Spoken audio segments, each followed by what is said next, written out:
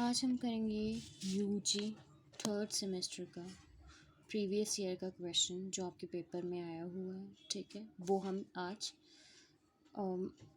Discuss करेंगे, उसको समझेंगे, उसका प्रूफ करेंगे। ठीक है, तो मेरे को क्या दी हुई है, सीक्वेंस दी हुई है। Every bounded and monotonic sequence is convergent. ठीक है, मेरे को जब सीक्वेंस दी है, ठीक है, तो वो क्या गिवन है कि वो बाउंडेड भी है और मोनोटोनिक भी है।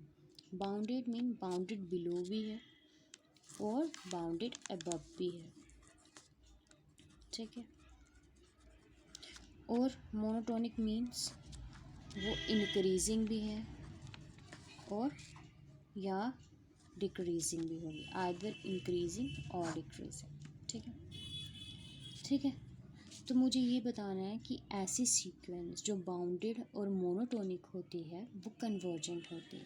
ठीक है, मेरे को ये चीज़ बतानी है, यानी कि कन्वर्जेंट शो करने के लिए, यानी कि वो किसी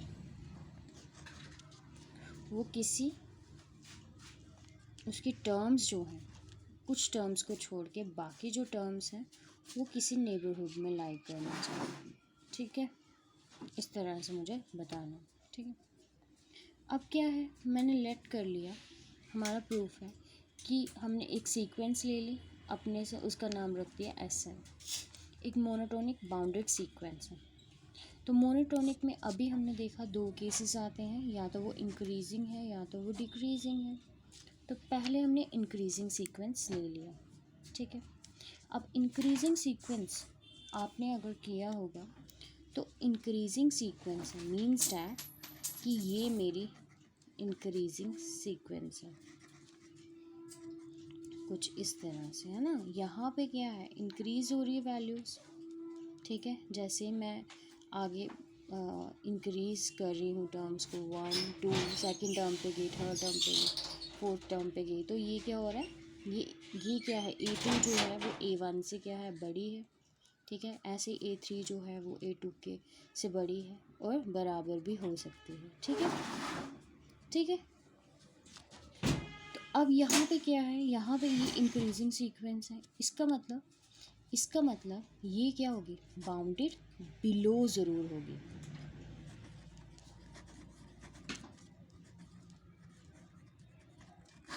ठीक है, ठीक है, टोनिकली सीक्वेंस जो है, इंक्रीजिंग सीक्वेंस जो है वो बाउंडेड बिलो ज़रूर होती है ना, क्योंकि वो क्या होती है, उसका हमारा वो यहाँ पे हमें एक उसका लोअर बाउंड मिल जाएगा। ठीक है, बाउंडेड सभी टर्म्स जो हैं उससे बड़ी होती है। ठीक है, अब हम क्या करते हैं, अब हमने क्या किया, हमने यहाँ पे ये हमारा बन गया बाउंडेड अबव सीक्वेंस, यानी कि मेरा बाउंडेड बिलो तो आ गया मोनोटोनिकली इंक्रीजिंग सीक्वेंस से, और मैंने क्या ले लिया, monotonically increasing sequence bounded above sequence. ठीक है, तो मेरी ये दोनों कंडीशंस यहाँ पे पूरी हो गई। ठीक है, तो मैंने सीधे एक SN को monotonically increasing bounded above sequence लिया। अबव क्यों लिखे, क्योंकि मोनोटोनिकली इंक्रीजिंग सीक्वेंस जो है वो बाउंडेड बिलो ज़रूर होती है, तो इसीलिए हमने यहाँ पे अबव लिखा। ठीक है, अब वो अबव है मोनोटोनिकली सीक्वेंस। मैं एक सिंपल सा एग्जांपल देती हूँ आपको इंक्रीजिंग सीक्वेंस का। ये मेरे पास मोनोटोनिकली इंक्रीजिंग सीक्वेंस है, तो यानी कि अब वो कह रहा है कि बाउंडेड भी है, तो इसका हम बाउंड ढूंढते हैं। ठीक है, तो मेरे अगर मैं n को 1 पुट करूँगी तो क्या आएगा, -1, फिर क्या आएगा, -2। ठीक है, इसी तरह से -3, 1/3, -1/4, है ना, -1/5, इसी तरह से आगे आगे आगे आगे बढ़ता चले, तो यहाँ पे मेरी वैल्यू क्या आएगी, 0। यानी कि ये जो सीक्वेंस है -1/n, ये किसके बीच में लाई कर रही है, -1 और 0 के बीच में। ठीक है, अब यहाँ पे क्या है, ये -1 और 0 के बीच में है। ठीक है, यानी कि ये क्या, बाउंडेड अबव और बिलो दोनों है। ठीक है। इसका जो लोअर बाउंड है, बाउंडेड बिलो किससे है, -1 से, और बाउंडेड अबव किससे है, 0 से। ठीक है, समझ आ गया। अब देखते हैं ये क्वेश्चन। अब हमने आगे क्या किया, हमने u इसका लीस्ट अपर बाउंड ले लिया इस सीक्वेंस का। हमने कहा कि हाँ भाई ये जो है ये सबसे छोटा, और भी अपर बाउंड हो सकते हैं इस सीक्वेंस के, बट सबसे छोटा मान लें कि हमने 0 ले लिया। ठीक है, अब हम क्या करेंगे, इससे जो है यहाँ पे सब टर्म्स डिक्रीजिंग आ रही हैं। ठीक है, वही यहाँ पे लिखा कि मुझे सब नंबर, नेचुरल नंबर के लिए सभी जो हैं वो लीस्ट अपर बाउंड से सभी जो टर्म्स हैं, ठीक है, वो क्या आ रही हैं, ये टर्म है, ये टर्म है, ये जो टर्म है ये लीस्ट अपर बाउंड से सभी छोटी हैं या बराबर भी हो सकते हैं। ठीक है, अब हम दूसरे आगे बढ़ते हैं। मैंने कोई एप्सिलॉन ले लिया। ठीक है, मैंने क्या किया, मैंने थोड़ा सा छोटा सा डिस्टेंस लिया। ठीक है, बहुत छोटा सा, आप यहाँ से भी ले सकते हो। अब यहाँ पे एक m ऐसी, यहाँ पे m एग्जिस्ट करेगा, एक इंटीजर एग्जिस्ट करेगा। अब हमने यहाँ पे m, यहाँ पे कोई भी यहाँ पे नंबर ले लिया। ठीक है, हमने एक पॉजिटिव इंटीजर m के लिए हमें यहाँ पे क्या मिलेगा, हमें सपोज करो कि मैंने ये क्या किया, इसमें से, इस 0 में से, ठीक है, थोड़ा सा डिस्टेंस माइनस कर दी, मतलब कि मैं यहाँ पे पहुँच गई, सपोज करो। ठीक है, यहाँ पे पहुँच गई।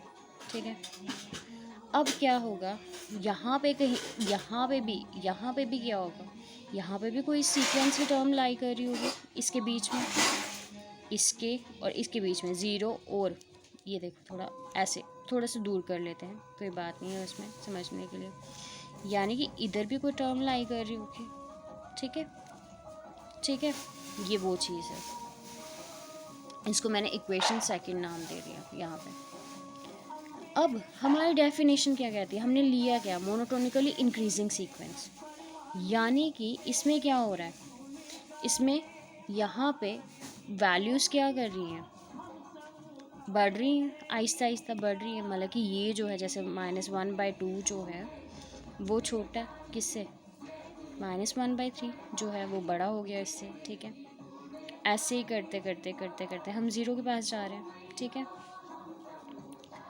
तो अब यहाँ पे क्या है, मैंने वही लिखा।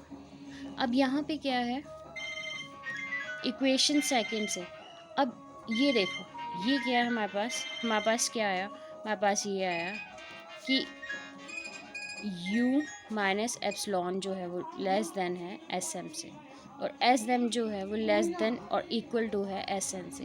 इसका मतलब ये कि क्या हुआ, u माइनस एप्सिलॉन जो है वो लेस देन होगा SN से।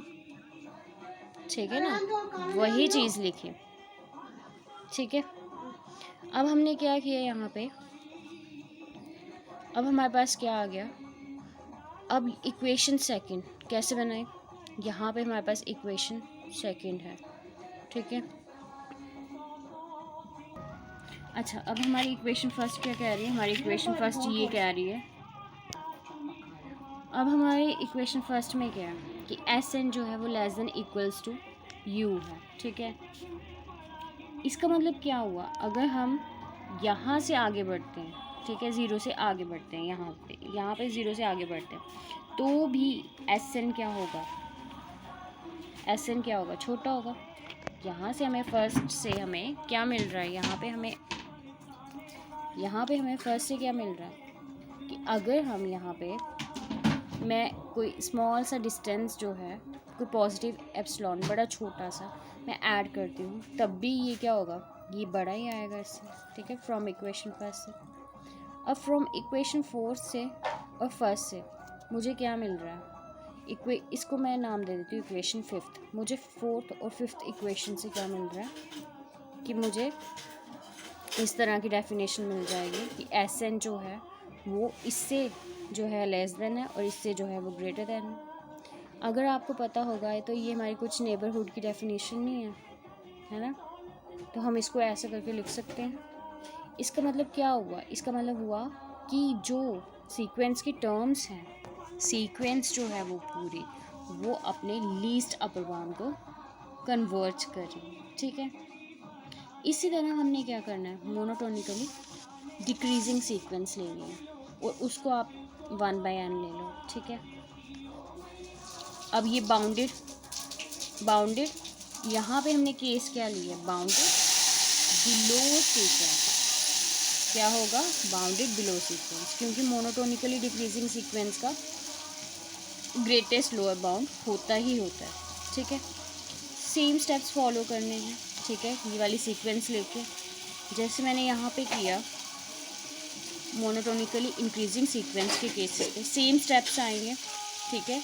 बट ये है थोड़ी वेरिएशन हो जाएगी, ठीक है, क्योंकि ग्रेटेस्ट लोअर बाउंड है तो वो लेस देन होगा। एस एन जो है उसकी सभी टर्म्स जो हैं वो ग्रेटेस्ट लोअर बाउंड से बड़ी होंगी, ठीक है।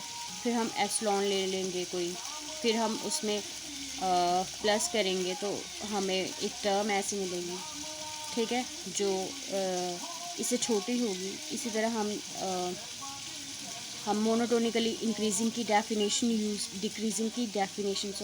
हम मोनोटोनिकली डिक्रीजिंग डेफिनेशन यूज़ करेंगे कि एस एन जो है वो मोनोटोनिकली डिक्रीजिंग सीक्वेंस है, ठीक है,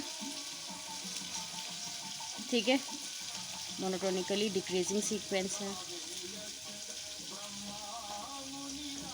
ठीक है। तो इस तरह से आ जाएगा 8th और 9th से। हम क्या करेंगे, इन टर्म्स को क्या करेंगे, किसी m के लिए कुछ टर्म्स छोड़ के बाकी सब टर्म्स जो हैं इस नेबरहुड में लाई करेंगी। तो ये कन्वर्जन की डेफिनेशन है। तो हम लिख देंगे कि सीक्वेंस जो है वो कन्वर्ज करिए अपने ग्रेटेस्ट लोअर बाउंड को, तो जिससे हमें क्या मिल जाएगा, जिससे हमें ये पता चल जाएगा कि ये कन्वर्ज करती है, ठीक है। मीन्स डैट कि अब हम यहाँ पे डिक्रीजिंग के केस में हम क्या करेंगे, यहाँ पे हमें यहाँ इसी को ड्रॉ कर लेते हैं, कुछ ऐसे मिल जाएगा डिक्रीजिंग के केस, ठीक है।